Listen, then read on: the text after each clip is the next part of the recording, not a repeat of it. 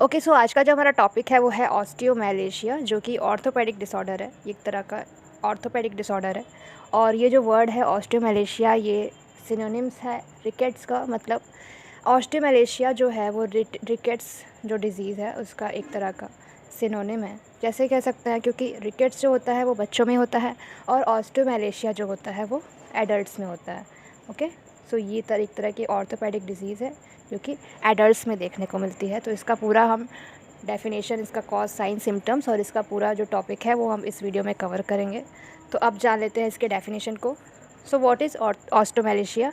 सो ये सबसे पहले हम जान लेते हैं कि ये किस कैटेगरी ऑफ डिजीज़ में आता है। So osteomalacia is a metabolic bone disease. Metabolic bone disease से क्या मतलब है कि कहीं ना कहीं जो हमारा बॉडी का मेटाबॉलिज्म है, जो मिनरल्स हैं वो इसमें इन्वॉल्व है। अगर मिनरल्स में कोई अल्टरेशन है, या तो मिनरल्स की कमी है, या तो हमारे बॉडी में मेटाबॉलिज्म की कुछ कमी होती है, तो उस वजह से ये जो डिजीज़ होती है वो डेवलप होती है। Characterized by inadequate mineralization of bone matrix results from a calcium और phosphorus deficiency। So जैसे कि मैंने आप लोग को बताया है कि ये जो डिज़ीज़ है वो कहीं ना कहीं inadequate mineralization, मतलब कहीं ना कहीं जो adequate amount of bone matrix में जो मिनरल्स पाए जाते हैं, सच एज कैल्शियम और फॉस्फोरस, उन्हीं की कमी की वजह से जो डिज़ीज़ होती है वो डेवलप होती है।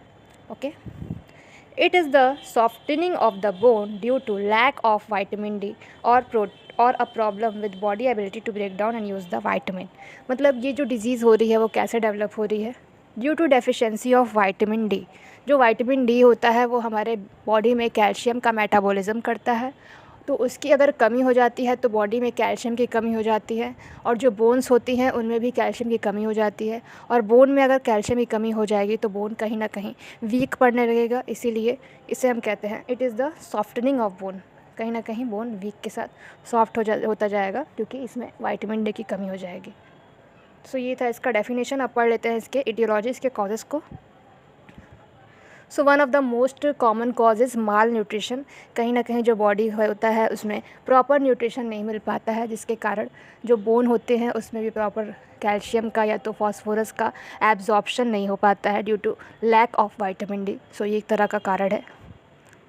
इनएडिक्वेट सन एक्सपोजर, मतलब धूप ना लगने की वजह से जो सन है, वो हम जानते हैं कि जो सन है वो major source of vitamin D है, और वाइटामिन डी की कमी अगर हो रही है तो उसका एक कारण ये भी हो सकता है कि जो पर्सन है वो उसको इम्प्रॉपर सन एक्सपोजर मिलता है। मतलब उसको प्रॉपर तरीके से सन में, या तो वो सन में नहीं जाता है, धूप की किरणें होती हैं उसको वो नहीं लेता है, तो ये एक तरह का कारण हो सकता है।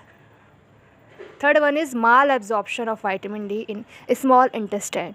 तो जैसे कि हम जानते हैं कि जो हमारे बॉडी में जो डाइजेस्टिव सिस्टम होता है उसमें एक पार्ट पाया जाता है स्मॉल इंटेस्टाइन, जो कि मिनरल्स का एब्जॉर्प्शन करता है।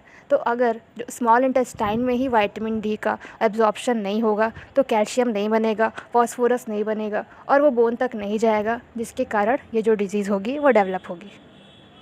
Fourth one is other condition such as kidney failure और लीवर डिजीज़। मतलब अदर कंडीशन भी इसका कारण हो सकते हैं, such as kidney disorder, kidney fail होने के कारण से भी हो सकता है, या तो लीवर डिजीज़ की वजह से भी हो सकता है। सो ये था इसका कॉज। अब जान लेते हैं इस डिज़ीज़ के साइन और सिम्टम्स के बारे में, कि ये डिज़ीज़ होने के बाद कौन कौन से ऐसे लक्षण जो होंगे वो पेशेंट में दिखाई देंगे। So first one is bone pain and tenderness to touch. मतलब अगर वाइटामिन डी की कमी होगी तो बोन जो होगा वो वीक पड़ने लगेगा, तो उसमें कहीं ना कहीं पेन डेवलप होगा। सो बोन पेन देखने को मिलता है। सच स्केलेटल डिफॉर्मिटी सच एज बो लेग और काइफोसिस। तो अगर बोन में डेवलपमेंट अगर प्रॉपर तरीके से नहीं होगा और बोन अगर वीक होगी तो वो डिफॉर्मिटी की तरफ बढ़ेगी। सो जो मोस्ट कॉमन डिफॉर्मिटी जो इस डिजीज़ में दिखाई देती है वो होती है बो लेग और kyphosis. Okay, third one is muscle weakness and calcium deficiency. कहीं ना कहीं कैल्शियम की या तो विटामिन डी की कमी हो रही है तो मसल वीकनेस आएगी ही आएगी, बोन में पेन आएगा ही आएगा। नेक्स्ट वन इज़ वैडलिंग गेट और लिम्पिंग गेट। गेट पैटर्न में अल्टरेशन देखने को मिलेगा, और जो मोस्ट कॉमन गेट पैटर्न इसमें दिखाई देता है वो होता है वैडलिंग गेट और limping gait. Next one is pathological fracture. Fracture होने के चांस भी इसमें डेवलप हो जाते हैं। सो पैथोलॉजिकल फ्रैक्चर भी इसमें देखने को मिल सकता है।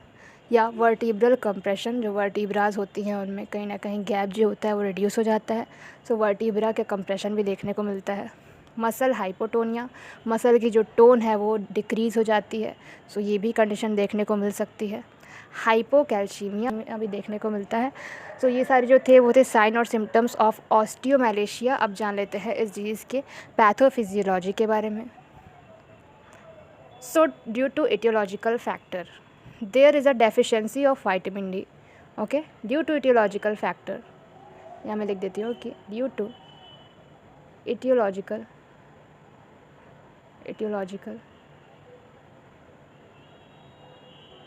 factor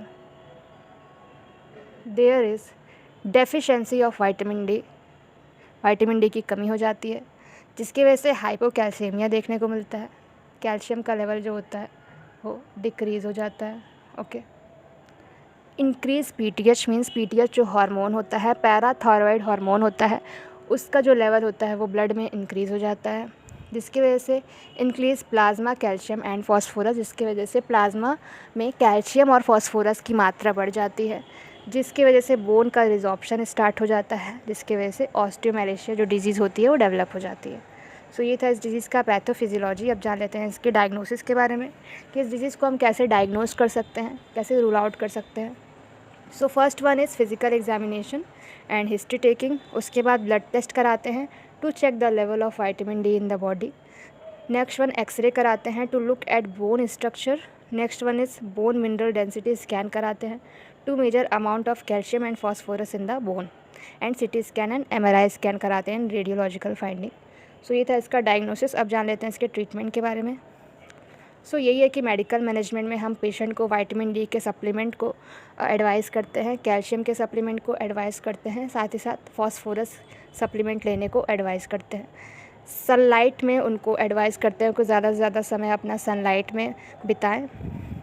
पैरेंटरल एंटीबायोटिक्स की सलाह देते हैं, बैलेंस डाइट की सलाह देते हैं, और इसके अलावा अगर डिफ़ॉर्मिटी हो जाती है तो उसके लिए हम orthotic device such as brace की सलाह देते हैं, फिजियोथेरेपी एंड एक्सरसाइज की सलाह देते हैं। एंड अगर इससे भी जो होता है वो पेशेंट ठीक नहीं होता है तो सर्जरी की तरफ एडवाइस देके corrective surgery according to the deformity, मतलब जो डिफ़ॉर्मिटी रहेगी उसके अकॉर्डिंग जो सर्जरी होगा उसका हम रिकमेंड करते हैं।